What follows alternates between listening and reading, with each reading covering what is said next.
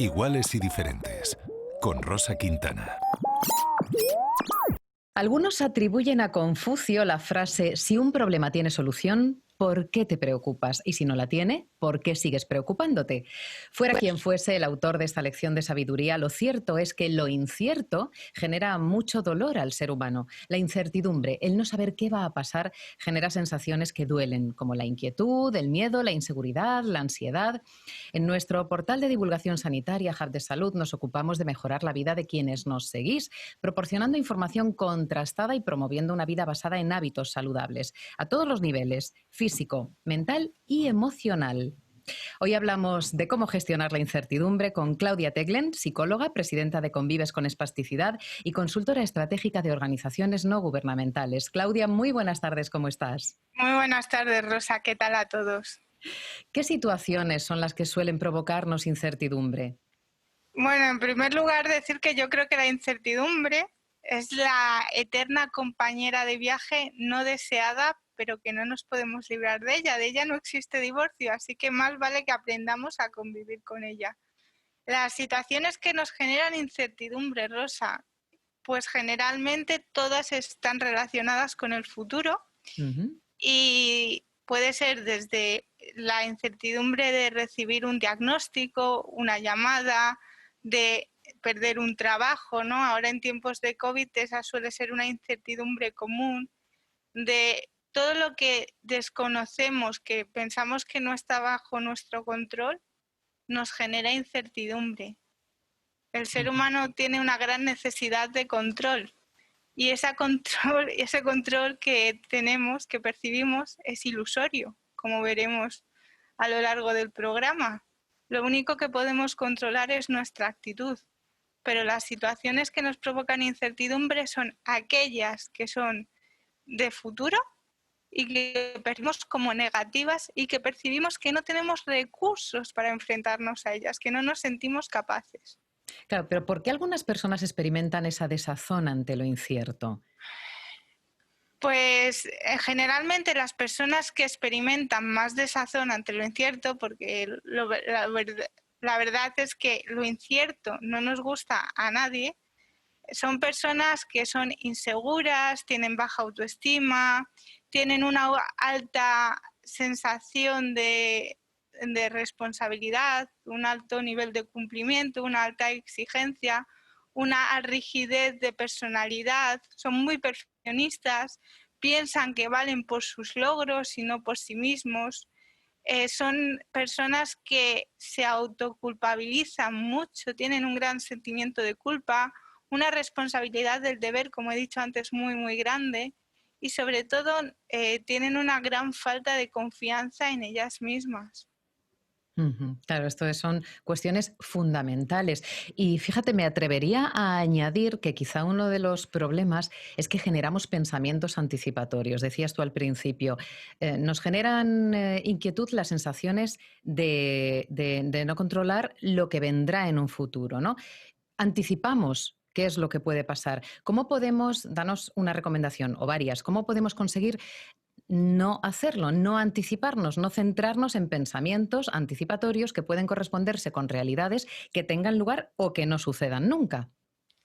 Mark Twain, que es uno de mis escritores favoritos, decía que él había vivido un montón de problemas que nunca habían ocurrido. Había sufrido un montón de problemas, algo así, parafraseándole, no sé exactamente, que nunca habían sucedido. Pues en primer lugar hay que dejar claro cuáles son los pensamientos anticipatorios negativos. Tenemos que saber identificarlos, tenemos que conocer nuestro torturator, como digo a mis clientes, ¿no? Nuestra mente torturadora. Los pensamientos anticipatorios negativos son, como dices, anticipatorios, catastróficos, autoculpabilizadores y tienen en común esos 3 puntos. Tenemos que, ¿cómo combatirlos? Haciendo un autorregistro. ¿Qué estamos haciendo cuando nos asalta ese pensamiento? ¿Qué sentimos? ¿Cómo reaccionamos? ¿Qué estrategias tenemos para combatirlo? Por ejemplo, os voy a poner un ejemplo concreto, ¿de acuerdo? Ujú. Yo ahora mismo tengo esta entrevista contigo. Tú eres una gran profesional de la comunicación y yo tengo dolor crónico, como sabes. Ante esta situación puedo pensar, ay, madre mía, no voy a poder contestar a las preguntas de Rosa, el dolor me va a desconcentrar, no voy a estar a la altura. ¿Cuánto me he creído eso del 0 al 100? Si me lo creyese un 100, no lo haría. Me Efectivamente. quedaría parada, perdería la oportunidad. A veces por pensamientos anticipatorios, por nuestro torturator, nos quedamos inmóviles y se cumple lo que predecimos por esa falta de acción, ¿no? En cambio, pienso, no, esto ya lo he hecho más veces, lo contrasto con la realidad. Lo he hecho más veces con niveles de dolor mayores y voy a saber contestar, y si en algún momento me quedo en blanco, que puede ser, soy humana, no pasa nada. Tenemos que huir del perfeccionismo, tenemos que aceptar las cuestiones con naturalidad. Tenemos que hacer un balance entre lo que pensamos y lo que ocurre. Tenemos que relativizar y ponerlo en su justa medida. Tenemos que conocernos a nosotros mismos, nuestras debilidades, nuestras fortalezas. Nosotros, los seres humanos, somos seres de costumbres, tenemos patrones. Por eso es importante hacer este tipo de autorregistros, porque veremos que se cumplen esos patrones, que se repiten y que en la mayoría de casos no se cumplen. Somos mucho más capaces de lo que nos pensamos y sobre todo combatir esos pensamientos con pensamientos optimistas. Tenemos que creer en nosotros mismos, realizar una vida sana, dormir lo necesario, porque el descanso es fundamental para nuestro pensamiento. Disculpa, voy a beber un trago de agua. Sí, que también es una necesidad básica, la hidratación. Que vengo de hacer ejercicio. Qué bueno. Fíjate, justo lo que tú estás haciendo en este momento es algo que muchas personas no se atreven a hacer en tu lugar. Y me explico. A mí me pasa lo mismo cuando yo estoy impartiendo una charla, estoy dando una clase, estoy dando una conferencia. No pasa nada por hacer lo que necesitas en ese momento. ¿Que necesitas beber agua? Paras, lo explicas, bebes agua, sigues. No pasa absolutamente nada. Pero si desatendemos nuestras necesidades, es muy complicado que podamos ayudar a que otros cubran las suyas. Y esto es algo que al ser humano le cuesta muchísimo entender. Así que me encanta que hayas parado para beber tu agua, que era lo que necesitabas. Me encanta. Evidentemente, hay que huir del perfeccionismo. Como dice un amigo mío, lo perfecto es enemigo de lo bueno. Y lo bueno es lo natural, como la alimentación. Claro. Entonces sí. Tenemos que ser naturales, saber pedir ayuda cuando lo necesitamos y sobre todo relativizar. En esta crisis, por ejemplo, hay muchas catástrofes, hay muchos dramas, pero tenemos que saber que conjuntamente como sociedad e individualmente podemos hacerle frente con nuestros recursos. Tenemos que confiar en nosotros mismos y querernos. Claro es decir, tenemos que trabajar nuestra autoestima día a día y tenemos que ponernos en valor. ¿Y cómo fortalecemos nuestra autoestima? Pues en primer lugar, vigilando nuestro diálogo interno, porque el lenguaje se hace realidad, transforma nuestra realidad. ¿Cómo te tratas a ti mismo? ¿Cómo te tratas a ti misma? ¿Tratarías así a un amigo? Si comete un error, ¿te castigarías tanto como te castigas a ti mismo? El ser humano está llamado a lo extraordinario. Todos somos seres extraordinarios y únicos. Nadie es mediocre. Tenemos que fijarnos más en el proceso, en la intención.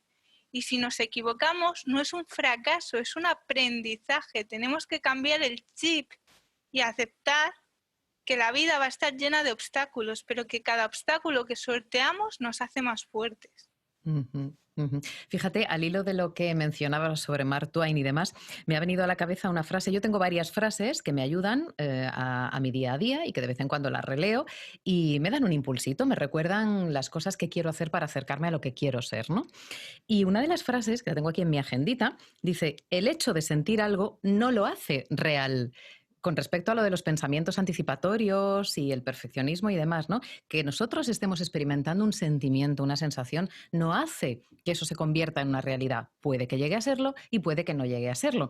¿Qué podemos hacer entonces, Claudia, para aceptar que hay cosas que no dependen de nosotros?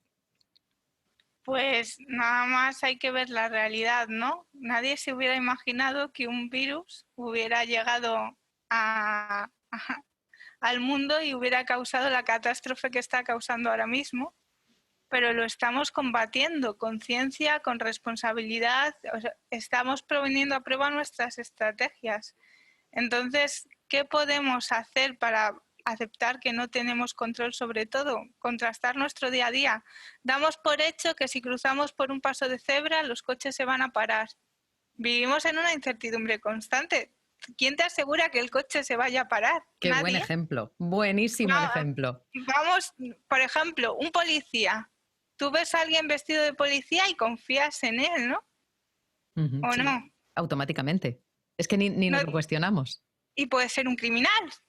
Te estoy Podría poniendo serlo. ejemplos muy drásticos, pero muy Sí, claros sí. del día a día, ¿no? Sí, sí, lo damos por cierto y puede no serlo. Y en cambio, algo que puede que no suceda nunca, nos hace sufrir y vivir con el corazón en la boca, como decía mi abuela, constantemente y, y nunca suceder, ¿no? Entonces, ¿para qué anticiparnos? Como decías al principio, si tiene solución, para preocuparse, y si no la tiene, ¿para qué preocuparse? Has mencionado muchas veces el tema de la confianza en uno mismo. Danos recomendaciones para confiar en uno mismo y de esta manera actuar de forma proactiva y no reactiva ante la incertidumbre. Descubrir el tesoro que somos nosotros mismos. Yo siempre cuando comienzo con un cliente le hago una serie de preguntas. Primero, ¿qué es lo que tienes en tu vida y que valoras? El agradecimiento es muy importante, agradecer todo lo que tenemos. ¿Qué es lo que tienes en tu vida? ¿Qué es lo que hay en tu vida diaria que no te gustaría, que no portas? ¿Puedes cambiarlo? Si puedes, ¿cómo puedes hacerlo? Y si no puedes, ¿cómo puedes aceptarlo? ¿Cuáles son tus 50 virtudes extraordinarias? ¿Qué me estás contando? Sí, 50. yo pido 50 en la primera sesión, 50 virtudes extraordinarias que nadie se piensa que las vaya a sacar y al final sacan y a lo mejor hay gente que saca hasta 60, 70. 50 virtudes extraordinarias que te hagan único. Claro, es que depende de dónde tú pongas el listón. Una virtud extraordinaria puede ser hacer la mejor tortilla de patatas del mundo para una persona y para otra no darle la más mínima importancia a eso y para él una virtud extraordinaria sea sacar un grado en medicina, por ejemplo. Bueno, pero es que hay que tener diferentes virtudes extraordinarias en diferentes áreas de la vida. Esa es Así otra es. cuestión muy importante. No puedes centrar tu vida únicamente en lo académico, en lo laboral o en lo personal, porque esto es como una pata rosa, o como una tabla, como una mesa, perdón. La vida es como una mesa. Tenemos que tener varias patas para que no se desplome, porque en un momento dado una de ellas puede fallar. Por ejemplo, la vida laboral en un momento dado puede subir o bajar, pero si nuestra vida personal es satisfactoria, pues tendremos más posibilidades de no caer en una depresión o en un estado de ansiedad que nos paralice. Lo importante es que no nos paralice el miedo. El Ni miedo la es la mayor incertidumbre. discapacidad. Sí, el miedo es la mayor discapacidad que existe. Es Ujú. la mayor incapacitación. La incertidumbre forma parte de nuestro día a día. Vuelvo a poner el ejemplo del paso de cebra, el ejemplo del policía, el ejemplo del taxista. Yo cojo muchos taxis y son encantadores, la mayoría. No quiero meterme con nadie, ni muchísimo menos. Pero ¿quién me garantiza a mí que esa persona sepa conducir? Ujú, ujú. Entonces ¿Confías? no tenemos nada asegurado en esta vida. Lo único que tenemos es el presente y ese es nuestro mayor regalo. Así que entrenemos, igual que entrenamos los músculos y intentamos tener una vida saludable y comer sano para tener las defensas fuertes, entrenémonos para tener nuestra mentalidad fuerte y sentirnos autoeficaces, sentirnos capaces de enfrentar las dificultades y los obstáculos y transformarlos en retos. Y muy importante, las estrategias de afrontamiento. Como sabes, en Convives tenemos una escuela de afrontamiento y una de las estrategias más útiles de afrontamiento es pedir ayuda. Pedir ayuda a nuestra red de apoyo. ¿Cuánto nos cuesta pedir ayuda? Por favor. En cambio, nos cuesta menos darla, ¿verdad? Brindamos ayuda, pero nos cuesta pedirla para nosotros. Es que parece que tenemos telepatía. Igual que nos encanta ayudar a la gente que queremos y que apreciamos, incluso a gente desconocida, a las otras personas también les gusta sentirse útiles. Así Entonces, hay que pedir ayuda, no pasa nada, no somos superhéroes, somos seres humanos que convivimos con la incertidumbre día a día, aunque a veces se haga más patente que otras.